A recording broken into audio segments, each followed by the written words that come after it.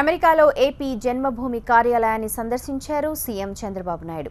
కాలిఫోర్నియాలోని San హోజేలో జన్మభూమి కోఆర్డినేటర్లతో సమావేశమయ్యారు. ఆంధ్రప్రదేశ్ని నవ్యాంధ్రప్రదేశ్గా తీర్చిదిద్దాలని ఎన్ఆర్ఐలకు పిలుపునిచ్చారు ముఖ్యమంత్రి చంద్రబాబు నాయుడు. రాష్ట్ర అభివృద్ధి కోసం ఎన్ఆర్ఐలు అందిస్తున్న విరాళాల ద్వారా గ్రామాల్లో అభివృద్ధి పనులు జరుగుతున్నాయన్నారు. అయితే కేవలం విరాళాలే కాకుండా ఎన్ఆర్ఐలు తమ తమ ఊళ్లతో సంబంధాలు పెంచుకోవాలని, సేవా కార్యక్రమాలు చేయాలని సూచించారు. రాష్ట్రంలో మారుమూల పల్లెలకు కూడా ఏపీ ప్రభుత్వం ఫైబర్ గ్రిడ్ నెట్వర్క్ల ద్వారా ఇంటర్నెట్ సౌకర్యం కల్పిస్తోంది.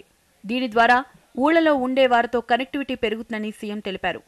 14 నెలల క్రితం ఏపీ ప్రత్యేక ప్రతినిధిగా బాధ్యతలు స్వీకరించి ఎన్ఆర్ఐ టీడీపీతో కలిసి పనిచేస్తున్న జైరాం కోమటిని ప్రశంసించారు సీఎం.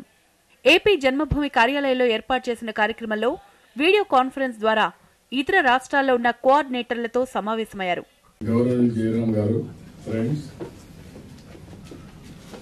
చాలా సంతోషం, మంచి ప్రోగ్రాం తీసుకున్నారు. ఏదైతే డిజిటల్ క్లాస్ రూమ్స్ కానీ, ఇంకొక పక్కన అంగన్వాడీ బిల్డింగ్స్ కానీ, అదేవిధంగా శ్మశానాలు కానీ, ఈ మూడు ఒక వినూత్నంగా కార్యక్రమాలు తీసుకున్నారు.